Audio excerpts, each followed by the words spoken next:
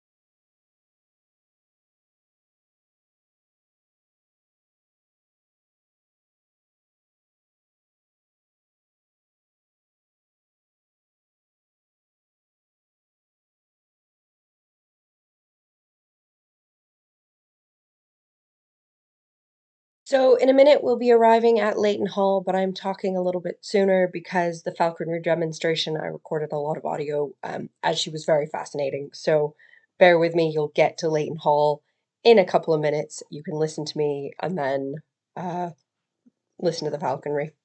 The present house was built for the Townley family from 1759 to 1761 in the Georgian style designed by John Hurd, and it was laid out very much, I think, in a Georgian manor house style of a mirror image. The woods were replanted and the park was laid out in 1763.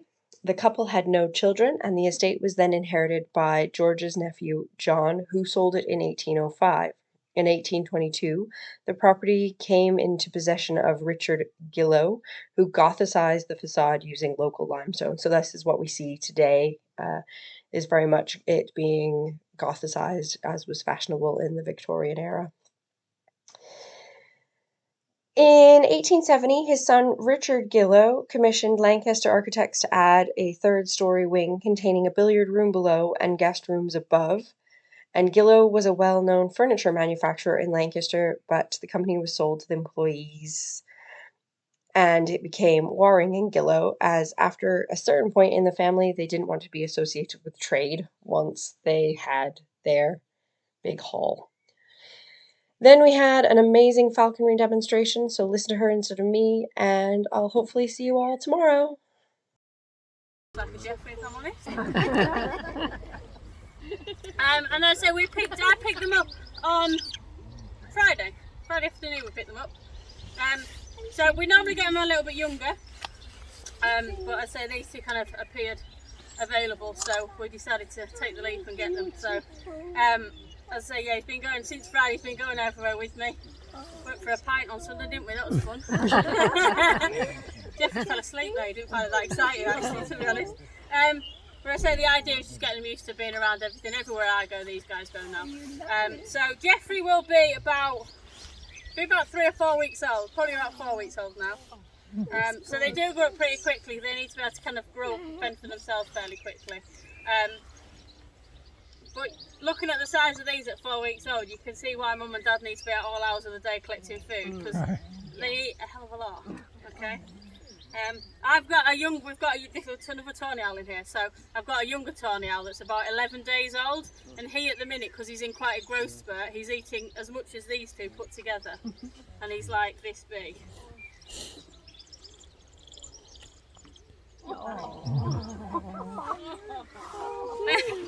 This is cheddar. Quite common in the UK, probably about 65,000 breeding pairs across the whole of the UK, so numbers wise they're doing pretty well. And if I said to you, well, what noise does an owl make, what noise would you all make at me? A yeah. Do you want to know a fun fact? There's only one owl in the whole world that makes that noise, and it's the tawny owl. Okay? Every other owl makes a completely different noise altogether. The barn owls make like a screeching noise. Little owls make it's almost like a popping noise almost. It sounds a little bit like a peacock, I would think. And he makes like a really deep, like woo woo kind of noise. His sounds much more fun. But yeah, when you hear the twit-two as well, it's actually two owls talking to each other. So the first one is either a male or a female that's saying like, hello, is anybody there? And the second one, the to-woo part, is always a male doing a territory call saying, hello, yes, this is my territory, basically.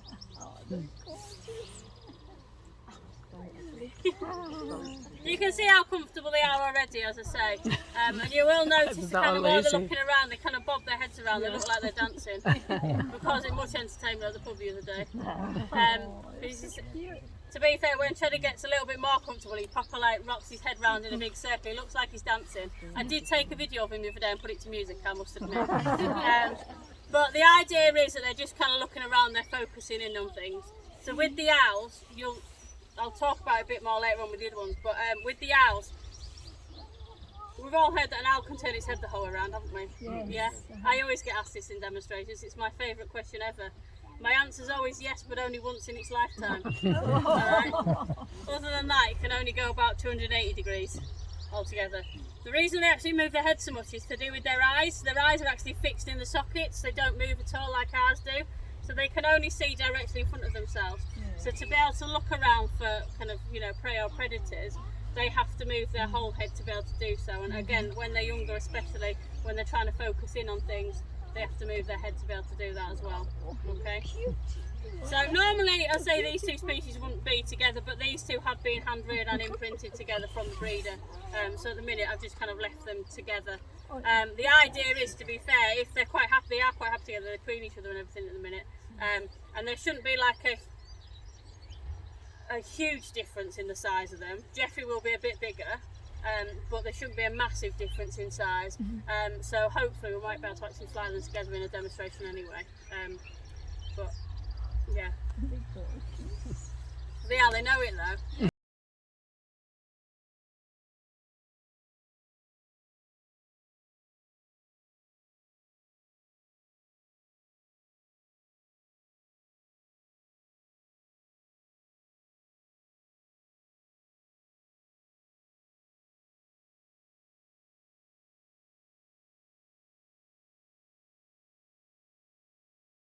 He's been hand reared, you'll notice he makes a funny little noise. Sounds like an angry cat when you hear it. That one there. He's not in a bad mood, I promise you. What he's doing is he's talking to me. So it's a behaviour that they'd normally do when they're babies, when they're in the nest. So it's a chick that shouts the loudest. Have we gone a bit further? Come on then. So it's a basic behaviour that they'd do when they're chicks, when they're in the nest. It's the chick that shouts the loudest and makes the most annoying noise that would get fed first by the parents, simply because the parents want to shut it up. Well, we can all relate to that, can't we, eh? So, just helps him to hide a little bit. So he wants to hide from his predators, but he actually wants to hide from his prey as well.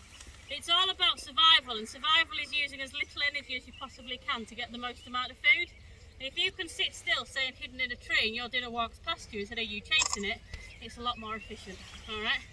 So, this is why people always ask whether we hunt with owls. Well, we don't, because the whole idea with an owl hunting it is it's quiet and it sits still, and that's two things we can't do as humans. Okay? So, prey-wise, he looks small and cute, doesn't he? Yeah? He has got quite big feet though in comparison to his body size, which does mean that he's going to be able to catch much bigger prey than you would expect, and he'd be able to take on something like a scorpion out in his natural environment.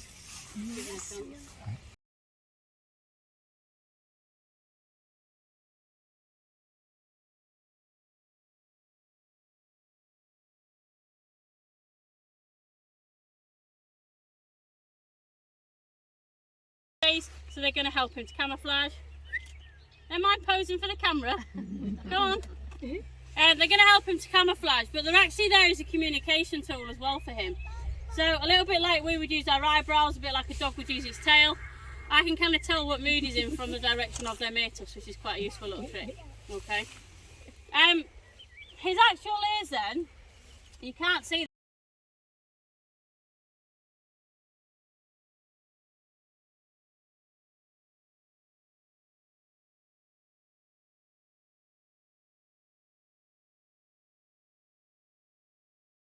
Sites, I suppose a lot of our barns have been converted into houses and offices and things like that.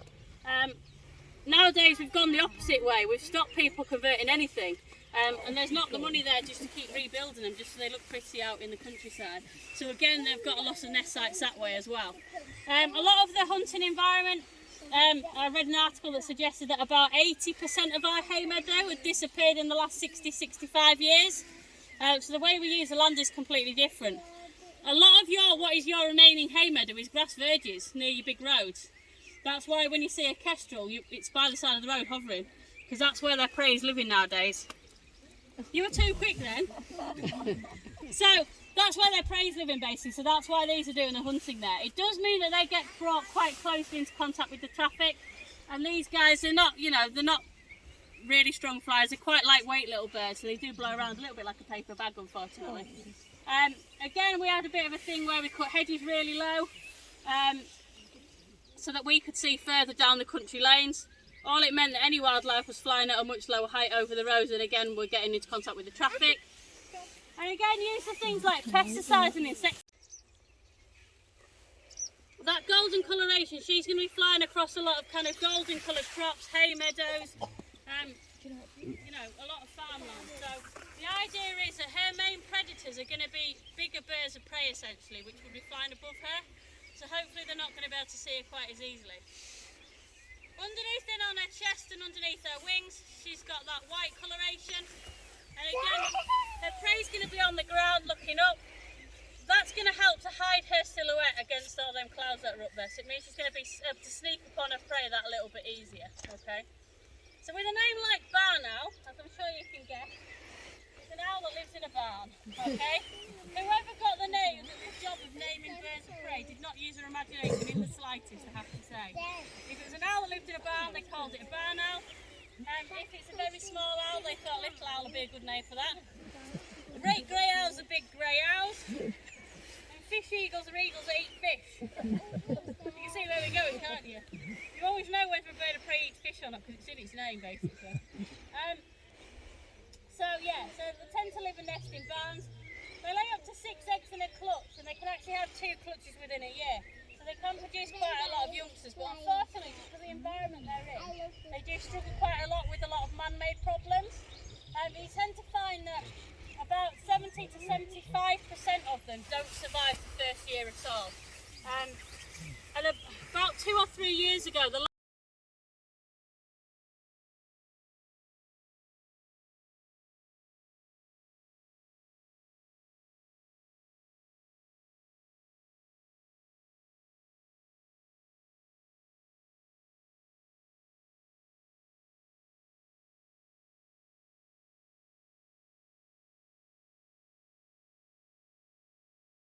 either they are found across southwest United States, Mexico, Chile, Argentina and Peru, that kind of area. And habitat-wise, honestly, absolutely anywhere. There's no kind of set rule with these. They're a really clever, really versatile little bird. They can adapt their behaviour to basically survive in any circumstance. You'll find them living in really densely wooded areas, wetlands, grasslands, semi-desert areas where they'll nest and kind of sit on top of cactuses. And there's not really anything I'll say that's out of bounds for them. And because of that variety in habitat, it means that food-wise there's not really anything off limits either. They are like the Labrador of the bird world. They will eat anything they can get hold of, whether it's edible or not. So anything from insects, reptiles, amphibians, like lizards, snakes, frogs, things like that. They will go from rodents, mammals. They will go for the birds as well. But I say really the only thing he doesn't really eat is things like fish. I warned you. Good job you weren't wearing a hat. So,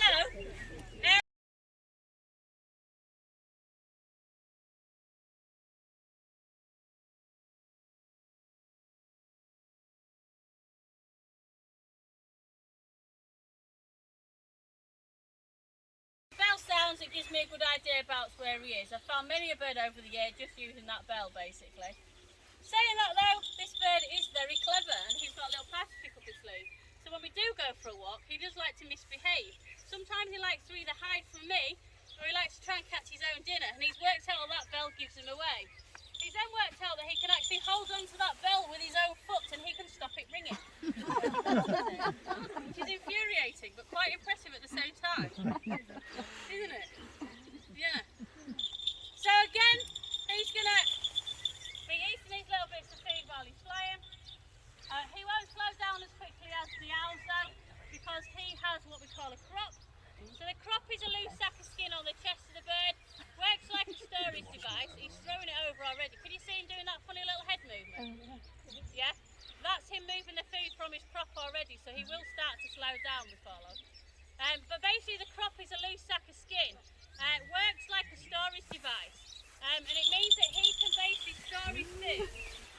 He can take it back to somewhere safe before he starts digesting it, and it means then that he can travel then quite far to find food and still get back safely without going to swing that around my head while he tries to catch it. Doesn't that sound like a good idea? So, if he catches at any point now, he wins the game fair and square. I have to stop him flying there and give him the food immediately as his reward for doing so. And that doesn't matter whether it's 30 minutes into flying or 30 seconds, it's fair game, okay? my role in the game though is to keep it out of his way, to keep him flying, keep him going until I think he's done enough work. And when I think he's done enough work, I'll give him a special shout that lets him know it's the end of the game, and then he will get his dinner as the reward, okay? Normally then this bird would like a nice windy, nice sunny, warm day. So weather like this isn't great at all. He'll either fly all right, or he will go and sit on the roof, or in his favourite tree over there, and he'll ignore me for about 10 minutes. But we'll just talk our way through it and see what happens, all right? Equipment wise, same as on the other birds. We've got holding with a minute with the Jesses. We've got the telemetry on in there, so just in case he disappears off, I can find him again. We've got the bell as well. He will go off further than the other birds. He goes off behind the trees, he goes round the park, he goes up over the hill, he goes round behind the hall. So it gives you a good idea of which direction he's coming back from. If he disappears in one direction, for instance over there, please don't assume that's where he's going to come back from, because he rarely does. Probably over there. There's many people have watched him disappear that way and then start watching a pigeon that reappears from that side as well. I never tell them, I just let them watch the pigeon, but you know. So that bell's useful for both of us. Bit of equipment everyone notices straight away, of course, is his little hat. It's not because it might rain. It's not a crash helmet either, like I do get asked an awful lot of the time, worryingly. The idea is it's called a hood. It's made out of leather and it's designed to cover up his eyes while we're travelling. It is only on while we're travelling around, okay? Like blinkers on a horse, his eyesight works an awful lot faster than ours. So he could be easily scared or startled by things. So as I say, just cover up his eyes just to keep him calm while we're travelling. Someone was horrified once thinking that I was going to try and fly the bird when he couldn't see where he was going.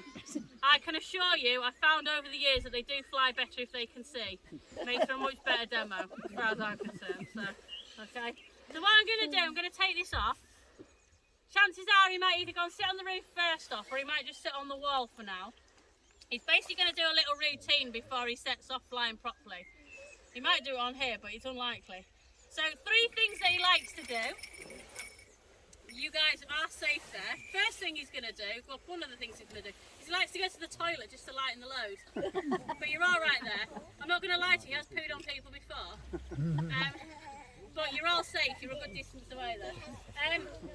So that gets him ready for flying. The other thing he's going to do is he's going to fluff up his feathers and he's going to give them a really, really good shake. Now that's called rousing, and what that does, it gets his feathers in the right position for flying. So you're going to do it now, yeah? Yeah, so it gets his feathers in the right position for flying. It obviously makes him look good for the cameras as well. But it gets rid of any loose feathers or any dust particles that might be trapped between the feathers that would then slow his flying down and make him a lot less efficient. And again, reduce his chances of survival ultimately. And the last thing he's going to do, as you can see, he's having a bit of a look round. He wants to check that the area is safe before he sets off. He wants to see what the weather's doing, whether there's any dangers about before he gets himself up into the air and kind of properly visible. Okay? It's possible. How many have we done so far? We just got one more to do. Yeah. So I say I can't rush this process. If I try and like chuck him off the glove to get him flying quicker, he'll just go and sit down and do it anyway. So you kind of just have to let him do his thing. So they are part of the Falcon family. Yeah, pretty fast. Scruffy's not going to go that fast today unless the wind picks up dramatically. Okay? I'm just going to stop swimming until I've worked out where he is. There he is. So basically, yeah, up to 200 in his favourite tree. Oh, he's so predictable. So, yeah, up to 243 miles an hour. And they're at their fastest when they get the height, up to 1,000 feet up in the air. And what they do is what we call a vertical stoop. So it's where they drop towards the ground. Tuck in their wings and their feathers really tightly to their body, make themselves as streamlined as they possibly can. And as I say, they just drop towards the ground, picking up them speeds. But even birds like your golden eagles, when they're up high and they kind of dive in a similar-ish way, they can reach speeds of up to 200 miles an hour. So it's not bad going really, is it? So you can see then why they don't want to catch stuff on the ground. So Scruffy's not going to go that fast today, but in his younger days, Scruffy's my oldest bird that I've got. In his younger days, and when he was kind of fit and a bit more enthusiastic, he has been known to go over 100 in a demo before. Okay.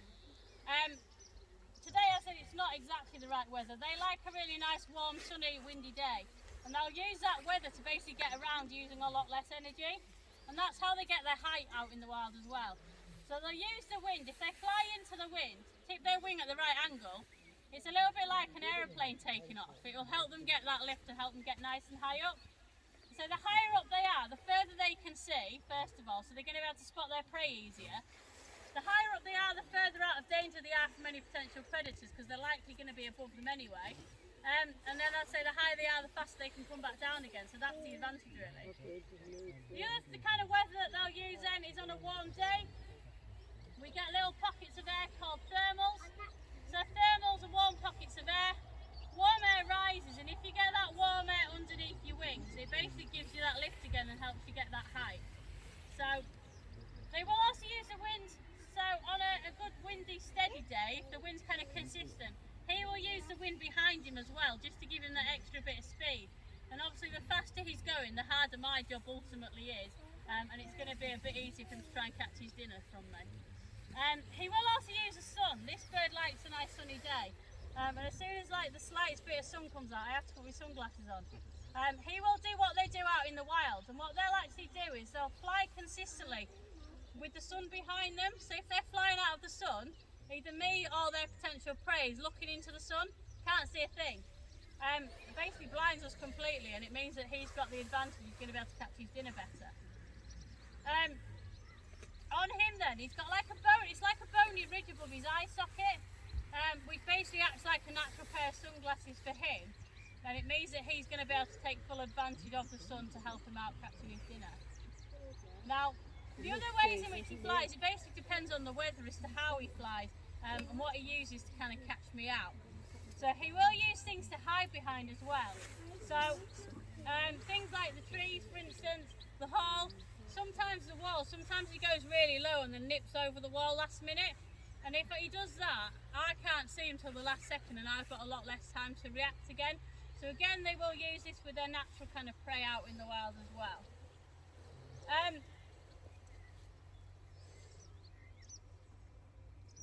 So yeah, again with these guys, they're going to be going for other birds. And again, like I said before, they're not too bothered about catching lots of little small stuff.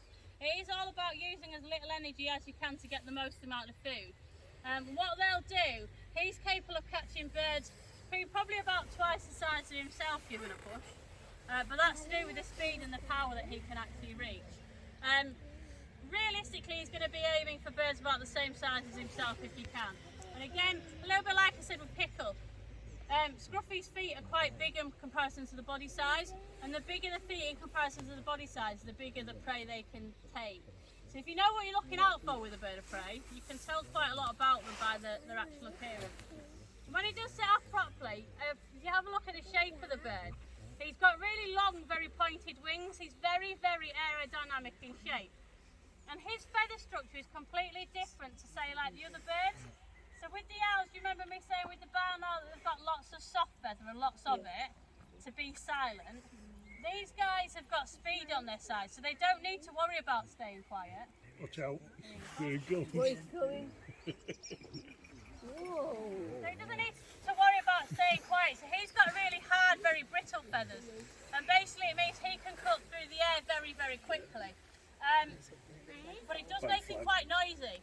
Honestly, by the time the prey's heard him, it's far too late anyway, so it doesn't really matter. It does get quite exciting though. When he gets up to full speed in a demo, it makes like a whistling noise as he cuts through the air. But as I say, because of his speed, he doesn't really need to worry about staying quiet anyway. And again, if we can get him flying a little bit, if you have a look at how he uses his tail as well, I'm going to hopefully set up again, he's looking keen again. So he uses his tail basically as a steering and a brake. So when he wants to slow down, he fans his tail out, and that acts like a brake, acts like an anchor. And when he wants to turn, slight flick of the tail either direction, and that changes his direction dramatically.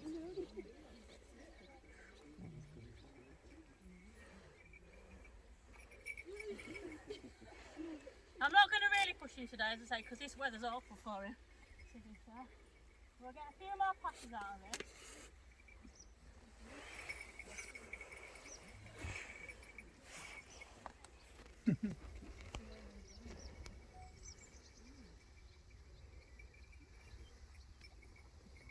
Hey!